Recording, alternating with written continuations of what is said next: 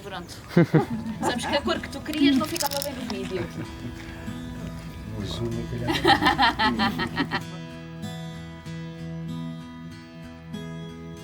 Lembro perfeitamente o fato de ganga que a minha própria mãe costurou. Tinha 14 anos e segui aquilo que era uma normalidade. Dependia da fábrica que tivesse vagas para entrarmos para a produção e podíamos ser vidreiros, metalúrgicos, cerâmicos. Era em conformidade com os lugares das empresas que estavam ali na corda de Lisboa. Sim, aos 14 anos, que foi quando conheci a realidade e a natureza da exploração. Duro, sim, duro, mas com uma vantagem imensa, que era, a fábrica era um coletivo. Eram 450 trabalhadores, particularmente mulheres, com uma exploração que resultava do facto de não termos direitos e o ganhar da consciência da importância de aprender com os mais velhos, não só a profissão, mas também a evolução da própria consciência do papel e do lugar que ocupávamos na produção. E por isso mesmo é que considero que a minha própria experiência de vida, com tudo o que seguiu de ser atraído para a direção do Sindicato dos Metalúrgicos, o drama da guerra colonial, tanto com toda a sua violência, um sentimento de injustiça, o regresso à fábrica.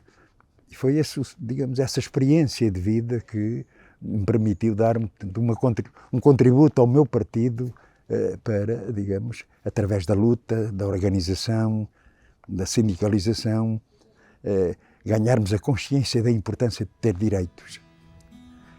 É um processo gradual, mas eu lembro-me, o oficial, eu era um aprendiz, o oficial metalúrgico, torneiro, que se dirigiu a mim e perguntou: então, quanto é que tu vens ganhar aqui para a fábrica? Na altura, portanto, o valor é relativo, 10 escudos por dia. E eu disse: 10 escudos, estás a ser roubado. Tu produzes 40 e só ganhas 10, os outros 30 vão para o teu patrão. E senti-me imediatamente explorado, digamos, tendo em conta aquela lição de marxismo que demonstrava, digamos, esse papel e o lugar que ocupávamos na produção, mas simultaneamente também, gradualmente, a aprendizagem e a evolução da própria consciência de classe. Em 69, 71, tanto na Guiné, para além desses elementos que foram colocados, houve também um sentimento muito generalizado de que aquilo era uma guerra sem sentido e uma guerra perdida. E estávamos em 71. E, naturalmente, depois também, o confronto com essa realidade da guerra, em que qualquer visita ao hospital era profundamente chocante, de encontrarmos, por exemplo, jovens com 20 anos, 21 anos, chamados de homens berço, porque tinham sido, enfim, feridos e braços cortados ou pernas, com um sentimento de grande injustiça, de revolta, e esta ideia, portanto, isto vai acabar, porque de facto era uma guerra sem sentido, para além da sua própria brutalidade. Isto formou muitas consciências de muitos jovens, enfim, feridos ou não, que, enfim, cumpriam ordens, mas sentiam, portanto, essa realidade, portanto, que pulsava tanto por parte da população da Guiné, como do destacamento de jovens que iam participar na guerra colonial. Estava na fábrica. Houve uma informação que havia, portanto, um golpe militar, ainda com certo desconhecimento da sua origem e dos seus promotores, o patrão mandou-nos para casa, mas nós procurámos, enfim, conhecer, portanto, essa origem, portanto, o que é que se estava a passar. Fomos à Alhandra, portanto, onde o partido, através de um seu dirigente, informou, portanto, do que se estava a passar, portanto, da realidade, portanto, quem era quem, da importância de estarmos prontos para apoiar esse movimento, o movimento dos capitães, o movimento das Forças Armadas, em que esse momento impressionante de casamento entre a ação, o papel insubstituível das Forças Armadas e, simultaneamente, a expressão de massas, logo no 25 de Abril, mas particularmente naquele 1º de Maio, inovidável, em que houve essa fusão entre o povo e Forças Armadas. Foi, de facto, um acontecimento em relação, por exemplo, ao 1º de Maio. O Spínola queria limitar, portanto, as liberdades e fez um desafio. Vamos lá ver, portanto, o 1º de Maio, portanto, como é que será. De certeza ficou profundamente surpreendido para aquela imensidão de gente. Mas não era só imensidão, era alegria incontível, era sorrisos de esperança, de confiança, de liberdade, de democracia, portanto, mesmo em relação aos direitos dos trabalhadores. Eu lembro desta ironia. Na noite de 30 de Abril estava preparado, portanto, a prisão dos dirigentes sindicais, portanto, e o encerramento dos sindicatos. Atrasaram-se 5 dias, porque, entretanto, veio o 25 de Abril e quem foi preso não foram os sindicalistas. É evidente que a Revolução estava mais avançada que a jurisprudência, mas, aliás, fui surpreendido pela proposta do partido. Vai ser deputado à Constituinte. E a minha primeira reação foi: mas como é que isso se faz? E o Zé Magro, na altura, um dirigente histórico do partido, dizia: essa pergunta não tem sentido, então não és capaz de discutir o direito à greve? Não és capaz de discutir o direito das associações sindicais, direitos individuais, coletivos? Tu que estás acostumado a falar para plenários de 1000 trabalhadores, qual é a tua dificuldade de assumir, portanto, essa responsabilidade partindo da realidade que tu conheces e que muitos não conhecem? E foi essa a contribuição, no fundo percebi perfeitamente, porque se discutia na Comissão de Especialidade o direito à greve. A minha intervenção era: não é assim que os trabalhadores fazem greve, não é assim que a razão que leva os trabalhadores à greve, a forma como defendem os seus postos de trabalho, a forma como defendem a própria fábrica, que era uma característica interessantíssima.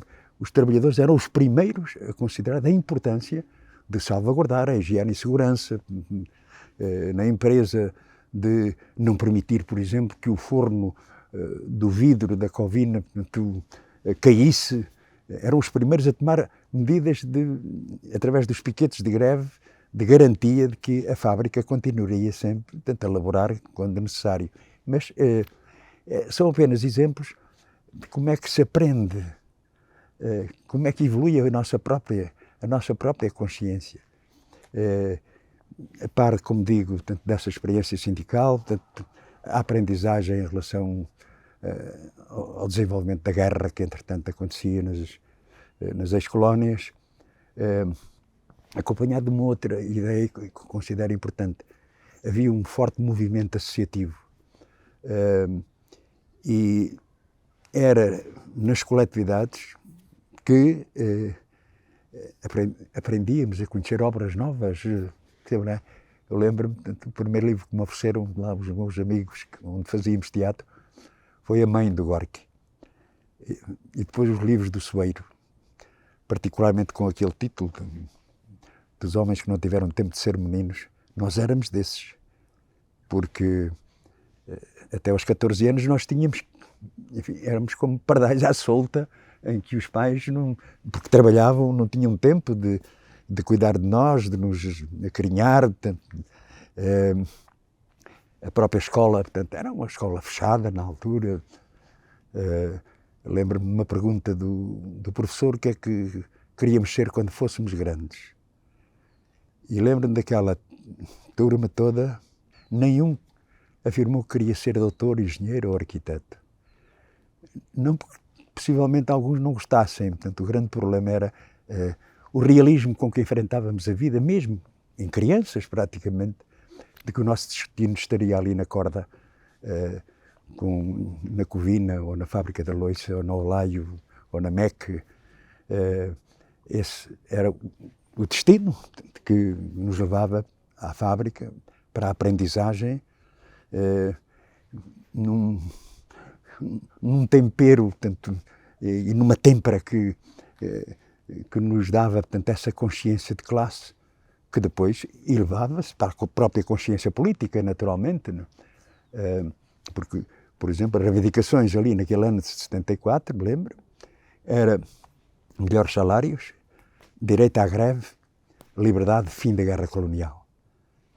Eram os trabalhadores, já não só, portanto, colocavam questões laborais, mas simultaneamente também direitos e liberdades e garantias fundamentais. Muita coisa mudou, entretanto, mas não mudou a natureza das coisas e a natureza de classe, dos atos e dos processos.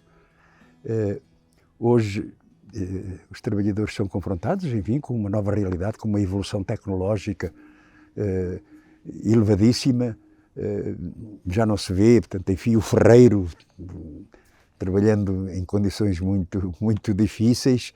Há, de facto, uma evolução, mas, em última análise, a questão de classe está sempre presente numa reivindicação por um aumento salarial, por uma redução do horário de trabalho, sempre, mas sempre tem esta natureza. E por isso, sim, muita coisa mudou, mas essa realidade da exploração de quem trabalha continua a ter uma grande atualidade e validade. Há um sentimento que é quase tocável de afeto, de simpatia e de solidariedade. Olham para mim, não tanto como secretário-geral, como deputado, é um bocado como que um dos nossos. E estou a falar de gente que não é inscrita no Partido Comunista Português, nem no PEV. Estamos a falar de uma massa imensa, particularmente de trabalhadores, em que se estabelece com uma grande facilidade o diálogo, às vezes um olhar, um aceno, um cumprimento, que me dá, portanto, naturalmente, um sentimento de alegria, porque é um reconhecimento, não tanto de baixo para cima, mas um sentimento de olhos nos olhos, que essa ideia, este é dos nossos. Este é dos nossos.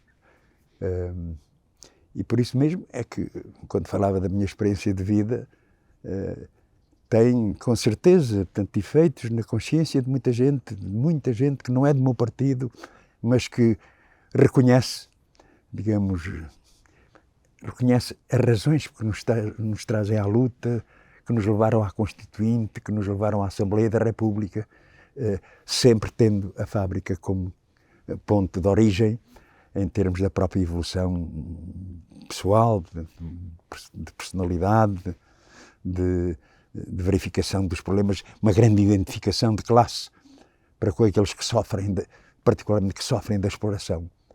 Portanto, é um partido insubstituível para os trabalhadores, sim. Sofrendo aquela violência, o assédio por parte da empresa, foi uma mulher que chegou um momento que teve que fazer uma opção, mantendo-os como católica, praticante, com a sua fé, mas simultaneamente descobre o papel da luta, da resistência e, fundamentalmente, o sentimento que não estava sozinha.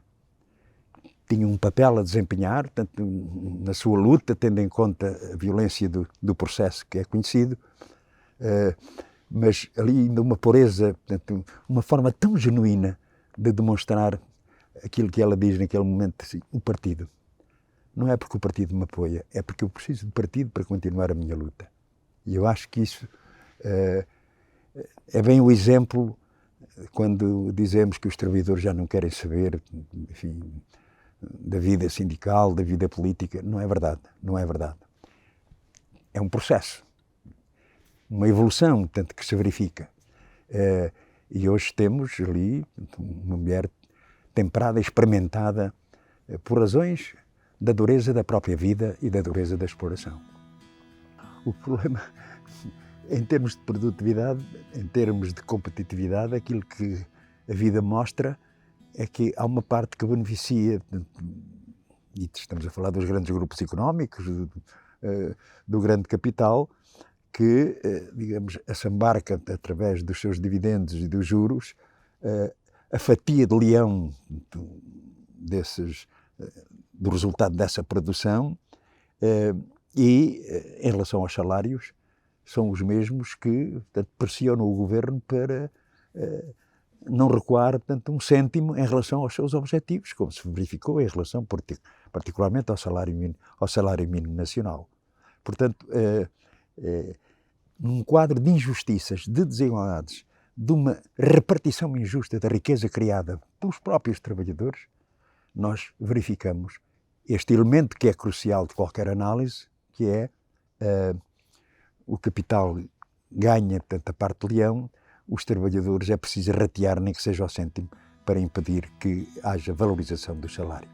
Agora, nesta campanha, muitas vezes sou abordado porque, com o desfecho da votação do Orçamento de Estado, aqui é El Rei que vem, abrimos a porta à direita.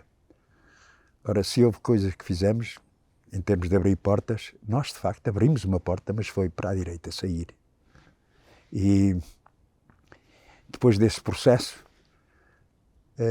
encetou-se um outro que teve uma importância muito grande nestes últimos anos, que foi com a intervenção da CDU, nós conseguirmos avanços, reposição de direitos e rendimentos e conquistas de grande significado. Aliás, lembrando-me assim de algumas assim mais emblemáticas, mais significativas, lembro-me dos manuais escolares, a importância que teve a proposta do PCP, da CDU, para a gratuitidade dos manuais escolares. Aquela medida que alguns tentam desvalorizar, mas do passe social, portanto, mais barato, que ajudou muitas famílias a resolver um problema que tinham, um problema mensal do passe e do seu valor. A questão das reformas, do aumento extraordinário das pensões e das reformas, quando a perspectiva, logo no início, era manter os cortes, manter os congelamentos, pôr em causa até o subsídio de Natal, que estava a ser salamizado com o sistema do duodécimos, as creches, já referi, avanços que muitos e muitos consideraram que eram impossíveis de alcançar. E foi com a luta, e foi com a persistência do Partido Comunista Português, do Partido Ecologista aos Verdes, que permitiram alcançar aquilo que parecia não ser alcançável. E podem dizer muita coisa. É insuficiente, claramente insuficiente as medidas que foram aprovadas, mas aquilo que dizemos são passos adiante. E quando se avança, isso é sempre positivo, porque a melhoria das condições de vida dos trabalhadores, refletidos na valorização dos seus salários, dos seus direitos, é um elemento que dá ânimo, dá confiança e dá esperança de que é possível alcançar, ir para outros patamares, designadamente em relação à matéria dos salários. Eu acho que cada deputado tirado à direita e vai reforçar a CDU tem um grande significado e dará mais força às soluções nacionais. É preciso que, tal como em 2015, em que muita gente preocupada, portanto, com a direita, foi, portanto, o PCP que se chegou à frente e que demonstrou esta coisa simples, que é, portanto, em termos parlamentares, é a correlação de forças que se verificar, portanto, e a sua arrumação, que determina as soluções institucionais, as soluções políticas. E, por isso, é importante que no dia 30 de janeiro a CDU reforce a sua votação retirando deputados à direita. Sim, força decisiva porque o seu posicionamento é claro. O seu compromisso, que é público, coloca em primeiro lugar, portanto, ali uma matriz fundamental. Nós temos um compromisso com os trabalhadores e com o povo português. É garantindo, honrar esse compromisso que estamos empenhados com propostas, muitas delas não tiveram vencimento e que continuam a colocar, portanto, na ordem do dia, força decisiva para os fazer aprovar a esses direitos, a essa legislação mais avançada. Uma CDU mais reforçada é uma garantia que são possíveis e é possível alcançar, portanto, mais conquistas, mais direitos. E esta confiança e esta esperança, que naturalmente quem decide é o povo português, mas termos, em primeiro lugar, esta serenidade, mas simultaneamente uma grande capacidade de propor, de contribuir para soluções para os problemas nacionais.